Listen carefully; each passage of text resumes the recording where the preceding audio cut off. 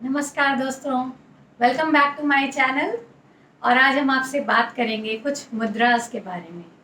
पिछले वीडियो में हमने बात की थी पेन, दर्द के बारे में, और उस वीडियो में हमने बात की थी कि दर्द से रिलीफ पाने के लिए कई तरह से हम कुछ कुछ उपाय कर सकते हैं, अपनी सेल्फ हीलिंग कर सकते हैं योगासन के द्वारा, प्राणायाम के द्वारा, ध्यान के द्वारा, कुछ एक्यूप्रेशर के द्वारा और मुद्रा के द्वारा भी। तो उन्हीं में से आज हम कुछ मुद्राओं के बारे में बात करते हैं। मुद्रा यानी जेस्चर्स, हाथों से अलग अलग हम मुद्रा बनाते हैं, कैसे वो हमारे पेन को कम करने में हमारी मदद करते हैं। तो पहले मुद्रा पर बात करने के बारे में हम ये जानते हैं कि हमारे बॉडी में बहुत चैनल्स होते हैं। जैसे पाइपलाइन होती है हमारे घरों में, हमारे ऑफिस में, और उससे पानी बहता है। पर अगर उस पाइपलाइन में अगर कहीं कोई ब्लॉकेज होता है या कुछ गड़बड़ होती है तो पानी लीकेज भी हो सकता है, या पानी का फ्लो ठीक नहीं भी हो सकता है, या ओवरफ्लो भी हो सकता है। द सेम वे हमारे शरीर में बहुत सारे पाइपलाइंस यानी कि चैनल्स होते हैं, जिससे कि हमारा प्राण वायु, ऑक्सीजन जो है वो फ्लो करता है, जैसे कि ब्लड भी फ्लो करता है। तो आज हम वही बात करते हैं कि वो चैनल्स के माध्यम से कैसे हम प्राण वायु को, ऑक्सीजन को प्रॉपरली फ्लो करा सकते हैं, और अपने वो प्राण वायु जब फ्लो करता है अच्छी तरह से तो हमारे शरीर के हर एक अंग तक पहुंचता है।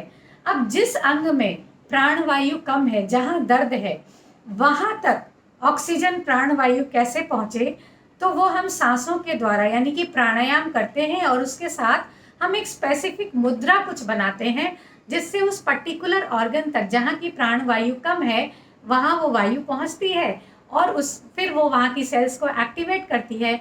वो ब्लॉकेज खुलता है, धीरे धीरे सेल्स अच्छे से काम करती है, तो दर्द हमारा ठीक हो जाता है या उसमें रिलीफ आता है। इसे हमें रेगुलर प्रैक्टिस करना होता है। तो आइए ऐसी ही कुछ मुद्राओं के बारे में हम जानते हैं।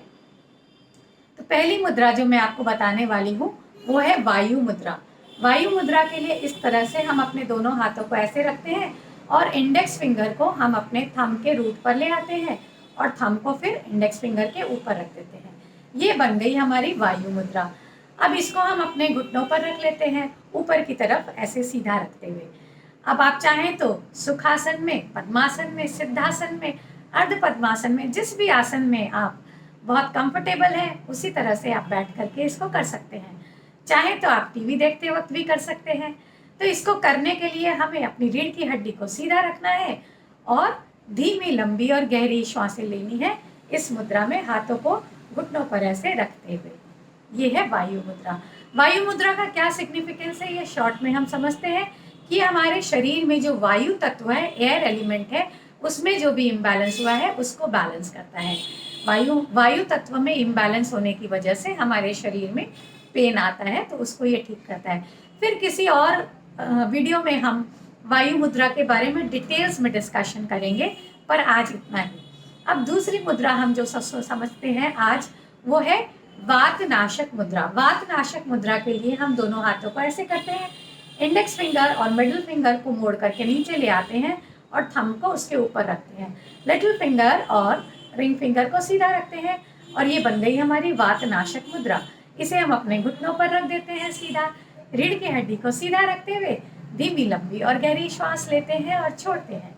ये करने से हमारे शरीर में जो वात है, त्रिदोष होते हैं आयुर्वेद के अकॉर्डिंग। हमारे शरीर में त्रिदोष होते हैं, वात, पित्त और कफ। वात जो होता है वो एयर और ईथर एलिमेंट से बन करके मिलता है, यानी कि वायु तत्व और आकाश तत्व। तो जब इसकी गड़बड़ होती है, वात में इम्बैलेंस होता है, उसकी वजह से भी हमारे शरीर में दर्द होता है। खास करके महिलाओं में जो पीरियड्स होते हैं, मंथली साइकिल्स, उसमें जो क्रैम्प्स आ जाते हैं और पेन होता है, उसमें ये बहुत ही फायदा करता है। तो ये हुआ वात नाशक मुद्रा। इसके बारे में डिटेल्स में भी हम किसी और वीडियो में, जिसमें हम सिर्फ वात नाशक मुद्रा में ही बात करेंगे, ठीक है। और तीसरी मुद्रा हम समझते हैं, वो है पृथ्वी मुद्रा। पृथ्वी मुद्रा के लिए हम रिंग फिंगर को मोड़ करके अंगूठे के टिप पर लगाते हैं, और बन गई पृथ्वी मुद्रा। बस इतना ही करना है। इसे भी हम घुटनों पर रखते हैं, और रीढ़ की हड्डी को सीधा रखते हुए धीमी, लंबी और गहरी श्वास लेते हैं।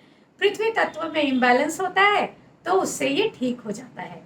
अब इसके बाद हम समझते हैं बैक मुद्रा या कटी मुद्रा जिसे कहते हैं। हमारी पीठ में कहीं भी दर्द होता है या स्पाइन में प्रॉब्लम होती है, तो उसमें ये बहुत इसमें रिलीफ देता है।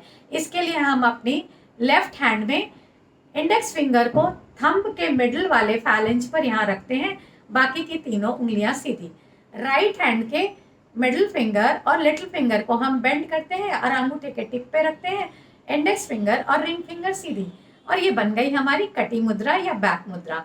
इसको हम अपने घुटनों पर रखते हैं, रीढ़ की हड्डी सीधी रखते हुए धीमी लंबी और गहरी श्वासें।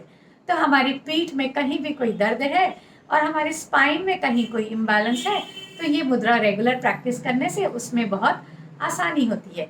एक और मुद्रा है जिसे हम कहते हैं प्राण मुद्रा। प्राण मुद्रा के लिए लिटिल फिंगर और रिंग फिंगर को मोड़ करके हम अंगूठे के टिप पर लगाते हैं और ये बन गई प्राण मुद्रा। हमारे शरीर में कहीं भी कोई इम्बैलेंस होता है, कोई पेन होता है, प्राण वायु जिसे हम सटल लाइफ एनर्जी फोर्स कहते हैं, वो जब कम हो जाता है उसकी वजह से होती है।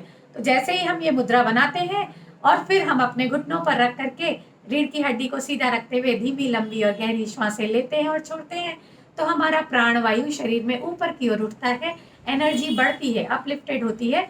इससे हमारा पेन ठीक होता है। स्पेशली हमारे अगर चेस्ट में हृदय स्थान पर या कोई हमें हृदय की बीमारी है तो उसमें ये बहुत ही फायदेमंद है। इन सभी मुद्राओं के बारे में हम फिर डिटेल्स में किसी और वीडियो में समझेंगे। आज इतना ही। इसको आप अपने जीवन में प्रयोग करें। खुश रहें, मस्त रहें, स्वस्थ रहें। जय हिंद।